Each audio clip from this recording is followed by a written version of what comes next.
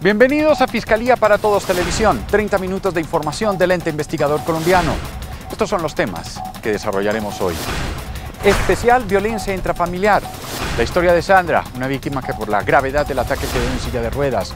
Buscamos las versiones. ¿Por qué algunas personas no denuncian? Los diferentes tipos de violencia intrafamiliar. ¿Qué genera este delito en las familias y en la sociedad en general? Así como los derechos y los deberes de las víctimas y los detalles de la ceremonia de entrega de otra víctima del Palacio de Justicia. Comenzamos.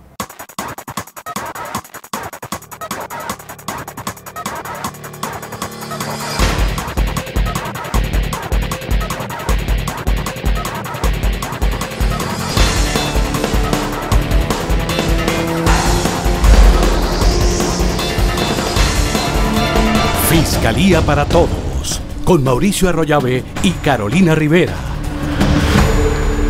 Hoy los saludamos desde el Instituto de Medicina Legal y Ciencias Forenses.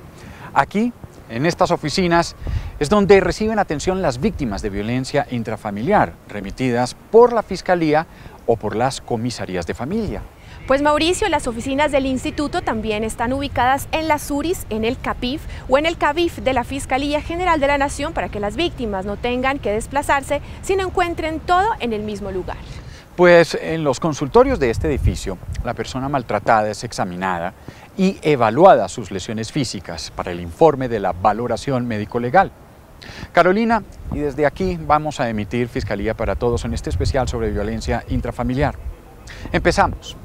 En lo transcurrido del año, la Fiscalía ha recibido más de 99.800 denuncias por este tipo de violencia. Las cifras son alarmantes, pues hasta la fecha y en comparación con el año anterior, la tasa de crecimiento ha sido del 20,4%. Es por esto que la entidad ha priorizado la lucha contra esta conducta delictiva que destruye internamente la sociedad colombiana. A continuación, un informe que detalla esta problemática.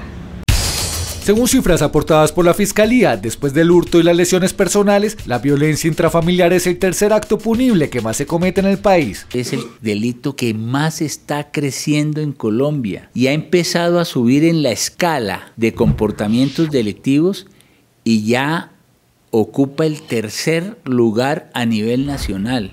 Las cifras son preocupantes debido a que el 10% de mujeres que fueron víctimas de homicidio sufrieron algún tipo de agresión en el entorno familiar. La Fiscalía va a utilizar todos los instrumentos a su alcance, sin reservas, va a actuar sin contemplaciones a través de todos los fiscales para impedir que estos casos puedan realmente terminar en feminicidio. En el 80% de los casos, las mujeres son las principales víctimas de violencia intrafamiliar, seguido por los hombres con un 10%, menores de edad 6% y personas de la tercera edad 4%. No vamos a bajar la guardia en la lucha contra esta expresión de delincuencia que afecta a la familia y que afecta a la sociedad. ¿Una orden de captura por el delito de violencia intrafamiliar? Es por esto que la Fiscalía realizó la primera jornada de lucha contra la violencia intrafamiliar, donde se han imputado cargos a más de 1.700 victimarios. Asimismo, se han obtenido órdenes de captura en contra de 700 personas, de las cuales se han hecho efectivas alrededor de 400. Y algo que genera preocupación es que 200 de los detenidos son reincidentes. Necesitamos visibilizar lo que está pasando en el país para que a través de la prevención y el poder disuasivo de la acción criminal podamos cauterizar estos comportamientos antisociales. Según informes, se pudo establecer que la mayoría de los casos presentados tienen en común el consumo de bebidas alcohólicas.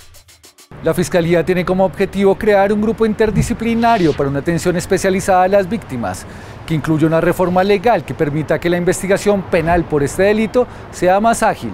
Andrés Martínez Ramírez, Fiscalía para Todos.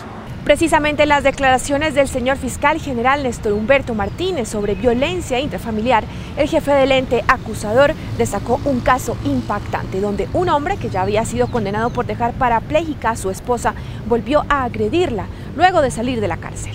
Nuestra periodista Marce Rojas nos trae la historia. Ella es Sandra, una joven mujer de 32 años con 3 hijos menores de edad, quien hoy se encuentra en silla de ruedas porque su esposo la agredió, luego de que ella decidiera trabajar para mantener a sus pequeños. No estaba de acuerdo en que yo trabajara, así que fue hasta la empresa, me sacó y me subió al carro. Cuando íbamos en el carro me pegó una puñalada en la espalda. Por esos hechos, Farid Delio Cruz recibió una condena de 9 años de prisión por tentativa de homicidio, pero solo pagó 6. Cuando salió de la cárcel, volvió a buscar a Sandra.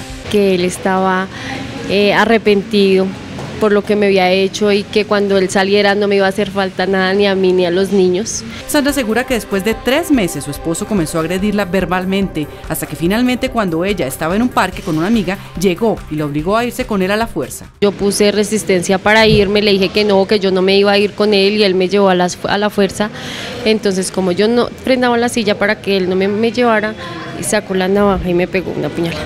Sandra formuló la denuncia en el CAPIB, la cual terminó con la captura de Farid Cruz, quien fue llevado a una audiencia pública ante un juez de garantías. Durante la diligencia, el fiscal relató los hechos y dijo que Sandra fue también retenida primero en la casa de su agresor y luego en su propia casa con sus 3 hijos. Los tuvo encerrados aproximadamente por 2 días, es decir, hasta el 3 de octubre del año 2016.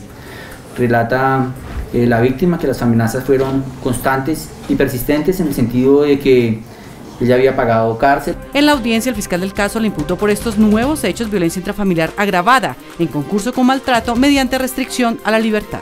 Yo le voy a preguntar si acepta o no los cargos que le hizo el señor fiscal. Acepto un cargo, el de violencia intrafamiliar, el otro no. El fiscal solicitó medida de aseguramiento intramural y la juez concedió la solicitud para proteger los derechos de los niños que son los hijos de la pareja. Existe otra medida para imponer que no sea la de privación de la libertad en aras de proteger la comunidad y la víctima. Ahora Sandra se encarga de sus hijos con mucho esfuerzo por su situación, por eso ella envió un mensaje a las víctimas de este tipo de delitos. Una persona que ya hace eso por primera vez, lo vuelve a hacer las veces que sea, o sea, ya es mentira que cambie. Por violencia intrafamiliar, Farid Delio Cruz recibirá una pena mínima de 6 años y por maltrato debe enfrentarse a un juicio oral. Decenas de personas llegan diariamente aquí al CAPIB a denunciar el delito de violencia intrafamiliar. Sandra lo hizo y logró que se hiciera justicia en su caso. Por eso ella y la Fiscalía General de la Nación hacen un llamado para que todas las personas que sean víctimas de este delito denuncien. Marce Rojas, Fiscalía para Todos. Carolina, y aunque muchas víctimas de violencia intrafamiliar denuncian, aún hay un número muy alto de personas que guardan silencio. Aquellas que pese a la gravedad de las agresiones no ponen en conocimiento de las autoridades estos hechos y toman un muy alto riesgo para su vida y la de su círculo familiar. Escuchemos algunas opiniones de ciudadanos sobre por qué no se denuncian estos hechos a pesar de la gravedad. Muchas veces porque la justicia se demora mucho tiempo, entonces las mujeres por miedo a que los esposos las golpeen y eso no denuncian. Una denuncia y pierde el tiempo denunciando, ¿por qué? Porque si está el muerto encima dicen que no hubo testigo, no hubo nada y lo sueltan. Muchas veces por estar ahí de arrimadas a algo que no tiene futuro. Carolina, usted habló con una funcionaria especialista en el manejo de este tipo de casos de violencia y ella tiene identificadas estas y otras razones. Pues Mauricio es una experta en víctimas y agresores y en la siguiente nota les explicamos cuáles son las principales razones por las cuales la gente no denuncia este tipo de agresiones. En las violencias generadas en contextos familiares y de pareja donde el mayor número de víctimas son mujeres, adolescentes y niños, el miedo es la principal razón para no denunciar. El miedo a que el agresor nos vuelva a agredir, porque muchas mujeres son amenazadas constantemente, todos los días, en escenas de terror doméstico. El miedo a perder, el miedo a ser juzgada. Otro factor que impide decir basta y dejar ir a ese alguien que hace daño es el temor a la soledad y la dependencia no solamente económica. Pensaríamos que entonces las mujeres de estratos altos o que tienen algún tipo de autonomía financiera y económica no son víctimas, pero ellas también no son, porque en estos casos se ve el tema de la dependencia psicológica o la dependencia emocional del agresor. Una de las posturas de las víctimas es el sentimiento de culpabilidad y de vergüenza. Las mujeres no tenemos que sentirnos culpables. El que tiene la culpa, el que tiene una responsabilidad es aquel que ejerce la violencia. La desconfianza en el sistema judicial hace que cientos de mujeres guarden silencio. Es triste ver mujeres que después de el temor a denunciar de violencias recurrentes, volvieron una y otra vez, no rompieron el círculo de la violencia y entonces terminan en una mesa de laboratorio para determinar qué causó la pérdida de sus vidas. ¿El agresor sobre la mujer? Por eso el llamado es a denunciar. No denunciar es decirle al agresor y a todas las personas violentas que la violencia está permitida. Para deslegitimar la violencia en todos los espacios y proteger a las familias, es necesario llegar a las autoridades competentes que con protocolos especiales de atención le ayudarán a restituir sus derechos. A las mujeres yo quiero decirles que no están solas, que la Fiscalía está con ellas, que tenemos toda una ruta de derechos para activar, pero que el funcionamiento de esa ruta de derechos requiere por lo menos que confíen en nosotros. El siguiente paso es seguir las instrucciones de los equipos de fiscales, psicosociales y médicos y continuar todo el proceso judicial. Recuerde que con la denuncia no solo salva vidas, también le ayudará a recuperar su autonomía. Carolina, ahora bien, ¿usted sabía que no se necesita ser golpeada para convertirse en una víctima de violencia intrafamiliar? En la siguiente nota les contamos a nuestros televidentes los tipos de maltrato que existen. Porque sin darse cuenta puede ser una víctima en potencia de hechos tan simples y comunes como ser controlados en sus finanzas, su personalidad, amistades y su libertad en general. Veamos. Muéstrame su celular, no se ponga esa ropa, ¿con quién va a salir? No quiero que trabaje, usted es una inútil, usted es muy bruta. Estas son solo unas pocas frases que se pueden convertir en uno de los tipos de violencia intrafamiliar. Esta clase de violencia psicológica tiene que ver más que todo con un comportamiento que se desarrolla contra la persona en sí. Se llega incluso a tratar de dominar a otra persona, impidiéndole su libre desarrollo. Y es que esta conducta delictiva va más allá de los golpes. Controles del celular, controles de salidas, impedimentos para asistir a uno u otro acto, su forma de vestir, control sobre las amistades, impedimentos incluso para laborar. Dentro de esta tipología cabe el maltrato verbal a través de insultos, humillaciones y la ridiculización. ¿A dónde va? Para ningún lado. Que no me joda, no se maquille, no me gusta. Existe la violencia sexual contra la pareja, pues se comete si no hay consentimiento para la relación. También está la económica, cuando hay explotación o control de los recursos. Ya mamá, necesito la plata. La plata de este mes que... Mijo, no la tengo, no me ha llegado todavía. Pero si ya es 5. No, pero no me ha ¿Usted tiene la plata? ¿Dónde tiene la plata? A ver, ¿sí es que la tenía ahí? ¿Sí es la que tenía ahí? Y precisamente esta escena nos permite identificar una de las víctimas más frecuentes de este flagelo, personas de avanzada edad. La mayoría son mujeres, pero se da también la violencia intrafamiliar en hombres, en niños, niñas y adolescentes. Este delito es tan grave no solo porque atenta contra la familia como base de la sociedad, sino por las consecuencias que desencadena en materia penal. Han llegado incluso a terminar en un feminicidio, esto es, a ocasionarse la muerte luego de una serie de maltratos. De igual manera, en el aspecto psicológico puede incluso llegarse a convertir, cuando se produce entre miembros de una pareja, a un matrimonio servil, que es una forma de trata de personas. Para la atención de las víctimas, la Fiscalía cuenta con el apoyo de bienestar familiar cuando se trata de menores de edad, así como de las comisarías de familia y CABIF para los adultos y la Secretaría de Integración Social si es un adulto mayor. Las penas por este delito dependen de las víctimas. Generalmente oscilan entre 4 y 8 años de prisión, pero si se trata de una mujer, un menor de edad o un adulto de 65 años en adelante, la condena puede variar entre 6 y 14 años de prisión. Diana Barreto, Fiscalía para Todos. La violencia intrafamiliar no solo afecta a nuestro círculo más cercano, padres, hijos, abuelos, hermanos, sino a la sociedad en general. Lorena Galindo investigó cuáles son esas implicaciones que sufrimos en sociedad como consecuencia de la violencia intrafamiliar. La violencia en el marco del conflicto armado en Colombia tiene un alto impacto mediático y esto hace que no se le dé una mirada a la situación de violencia intrafamiliar, que puede generar el mismo número de víctimas o inclusive más que las del conflicto armado. La violencia es la imposición del poder sobre la voluntad de otra persona y en la familia se origina por diferentes causas. Tenemos una sociedad, un contexto, una matriz cultural que legitima formas de violencia y legitima la violencia intrafamiliar desde el momento en el que permite y clama por criar a los niños a punta de nalgadas. El abuso sexual y la explotación económica a los menores de edad también son formas de violencia intrafamiliar que tienen sus antecedentes.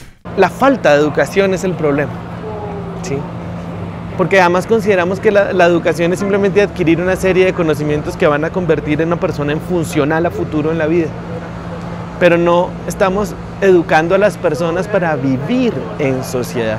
Los niños o los adultos que son violentados de manera física o verbal en su hogar o que observan actos violentos los reproducen en su entorno.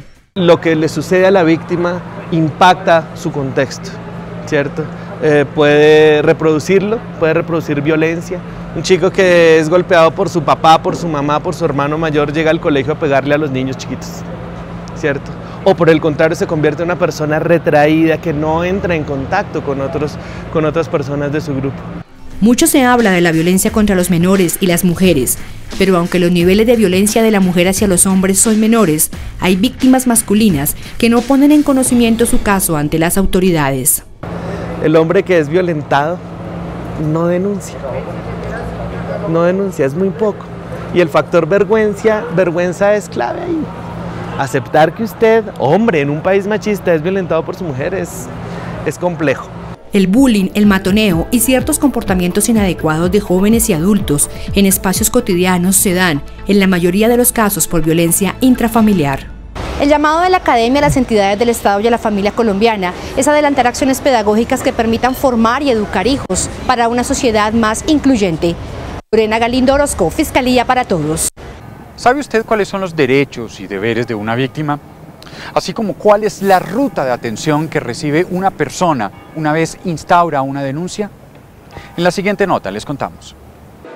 Al acudir a la Fiscalía General de la Nación, todos los ciudadanos que pongan en conocimiento un delito como la violencia intrafamiliar están respaldados por derechos y deberes consignados en la Carta de Trato Digno, que la entidad ha dispuesto y que las víctimas pueden exigir.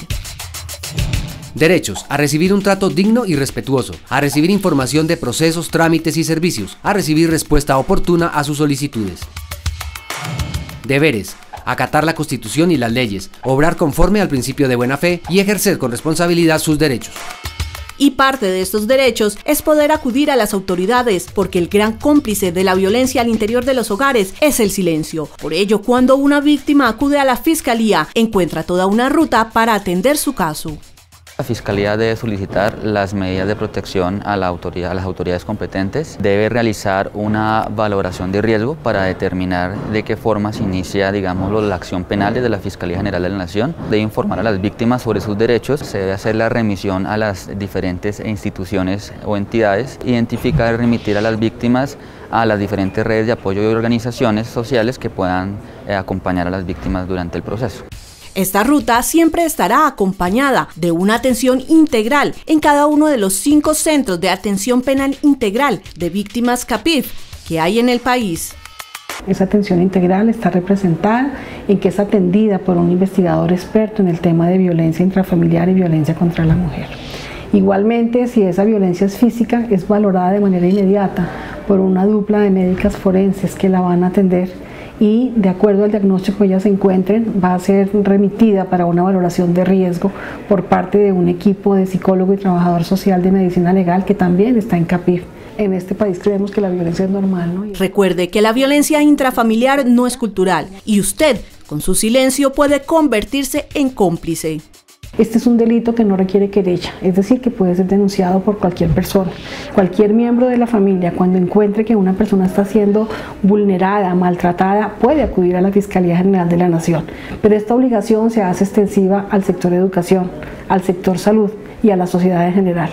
Y si usted desea saber cuáles son sus deberes y derechos, al acudir a la Fiscalía General de la Nación, los invitamos a consultar la Carta del Trato Digno en nuestra página web www.fiscalia.gov.co. @ecomedios.com. Maribel Ramos, Fiscalía para Todos. Luego de un proceso de investigación, búsqueda y exhumación, se logró la plena identificación de otra víctima del Holocausto del Palacio de Justicia. La Fiscalía hace un llamado para que familiares y víctimas del Palacio se acerquen al ente investigador y brinden muestras de ADN para sumar perfiles genéticos y continuar con la búsqueda de sus seres queridos.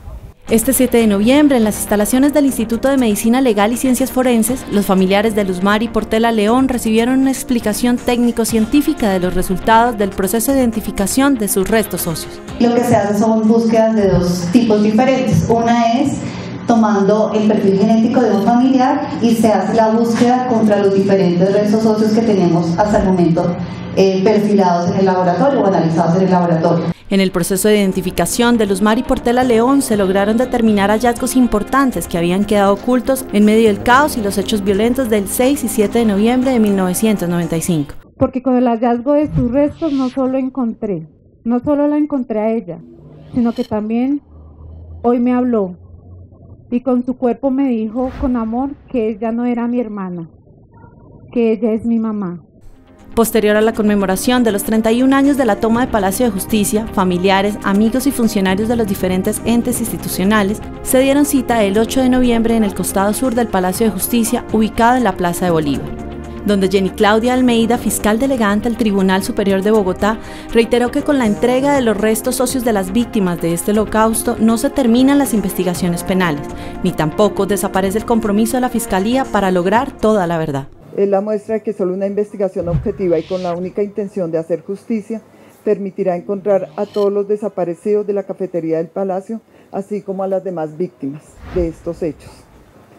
Aprovecho la oportunidad para pedirles a todos los familiares de las víctimas de Palacio, especialmente a los familiares de las personas que integraron el M-19, que se acerquen a la Fiscalía General de la Nación y nos den una muestra para ADN. Finalizado el recorrido, familiares y amigos hicieron un recorrido hacia el Colegio Mayor de San Bartolomé, con el fin de rendir un sentido homenaje a los padres y madres de las víctimas del Holocausto del Palacio de Justicia. La Fiscalía continuará con las investigaciones penales, las exhumaciones e identificación de los restos óseos de las víctimas de Palacio. Paola Andrea Córdoba, Fiscalía para Todos. Continuamos en Fiscalía para Todos con la sección de ustedes, nuestros televidentes. Hoy quiero recordarles que pueden enviar todas sus preguntas a nuestras redes sociales utilizando el hashtag Fiscalía Responde, así como lo hizo Camila Niño, quien nos envía la siguiente pregunta. ¿Puede denunciar un caso de violencia intrafamiliar 2 años después? Camila, aquí está la respuesta. Camila, la respuesta es sí. Usted puede interponer la denuncia por violencia intrafamiliar hasta después de 8 años de cometido el delito. Esto porque el término para interponer la denuncia es la prescripción de la acción penal y por regla general en el delito de violencia intrafamiliar es de 8 años. Ahora bien, la Fiscalía la incita a todas las víctimas de violencia intrafamiliar a hacer las denuncias lo más pronto posible. De esa manera no tendremos problemas con la investigación y no estaremos corriendo en temas de términos. Y así se movieron nuestras redes sociales en la última semana. En Twitter alcanzamos 441.000 seguidores y en Facebook 36.450. Recuerde que usted puede seguirnos y conocer todas las noticias de nuestra entidad a través de nuestras redes sociales. Ahora vamos con la pregunta de nuestro televidente. ¿Qué pasa si mi expareja acusado por violencia intrafamiliar se me vuelve a acercar? Claudia, respondiendo su pregunta, con respecto al incumplimiento de una conminación, lo que debes hacer inmediatamente es informar al comisario de familia que la impuso mediante un oficio donde le dé a conocer esos nuevos hechos que dieron pie a ese incumplimiento, aportando las pruebas respectivas para que el comisario inicie un proceso administrativo y pueda imponer la multa y si no, el arresto. Ya esto es informando o pasando la queja al juez de familia o al juez civil municipal, dependiendo del municipio donde se hayan dado los hechos y donde pues supuestamente no hay juez de familia, tendrá que conocer el juez civil municipal. Y estos son los tweets más destacados de la última semana.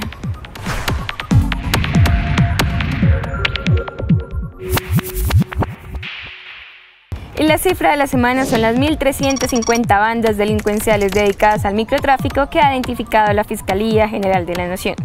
Y si usted quiere conocer todas las novedades de nuestra entidad, No olvide seguirnos a través de nuestras redes sociales, Fiscalía General de la Nación Colombia en Facebook y @FiscalíaCol en Twitter. O también puede visitarnos a través de nuestra página web www.fiscalía.gov.co. Ahora, quédese con el resumen de la semana. En el marco de la presentación del estudio Narcomenudeo en Colombia, una transformación de la economía criminal, realizado por la Dirección Nacional de Planeación, el fiscal general Néstor Humberto Martínez expresó su preocupación por el crecimiento de este fenómeno asociado al microtráfico. Asimismo, planteó la urgencia de desarrollar un COMPES, en cabeza del Director Nacional de Planeación, para articular toda la política contra el microtráfico, el cual calificó como la nueva amenaza nacional. Es un desafío. Este esfuerzo de judicialización debe articularse con una política criminal coherente y estricta. Desde la Fiscalía reclamamos una política criminal severa. En un operativo en conjunto con el Ejército Nacional fue capturado Jorge Eliezer Pérez, alias Rapidito, presuntamente relacionado con casos de desplazamiento forzado y extorsión. La aprehensión se realizó en el municipio de Aguachica, perteneciente al departamento de Cesar. Además de Pérez, fueron capturadas otras 9 personas. Él se estableció en ese sector del sur del Cesar y con su grupo de delincuentes se dedicó a extorsionar y a desplazar campesinos. Tenemos entendido que hay más de 123 familias que fueron desplazadas por estos individuos. Al capturado se le imputarán los delitos de desplazamiento forzado, desaparición forzada, invasión de tierras, entre otros. Bueno, Carolina, nos despedimos. Y a ustedes muchas gracias por acompañarnos en una emisión más del noticiero del Ente Investigador Colombiano, una fiscalía de la gente y para la gente. Recuerden que en usted está el poder lograr una sociedad sin violencia y qué mejor que empezar con nuestras familias. Envíenos sus sugerencias y preguntas al hashtag Fiscalía para Todos TV, con gusto las responderemos. Los esperamos el próximo lunes a las 7 de la noche aquí por el canal institucional con un capítulo más de Fiscalía para Todos Televisión, que también lo podrán encontrar en edición digital en nuestra página web de la Fiscalía. También los invitamos a escuchar los martes a las 2:30 de la tarde Fiscalía para Todos Radio, en los diales de la Radio Nacional de Colombia en todo el país. Si quiere conocer el dial de su población, ingrese a www.fiscalía.gov.co al link publicación. Hasta entonces.